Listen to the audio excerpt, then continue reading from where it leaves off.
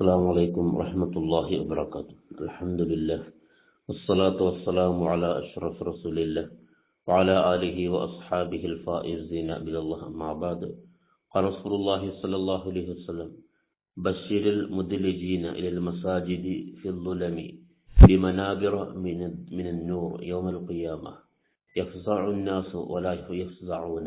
رواه الطبراني. നബി സല്ലല്ലാഹു അലൈഹി വസല്ലം പറയുകയാണ്: ബശ്ശിറുൽ മുദ്ലിജീന ഇലൽ മസാജിദി ഫിൽ ളുലമി. രാത്രി ഇരുൾ മുട്ടിയ സമയത്ത് പള്ളിയിലേക്ക് നടന്നു പോകുന്ന ആളുകൾക്ക് അങ്ങ് സന്തോഷ വാർത്ത അറിയിക്കുക.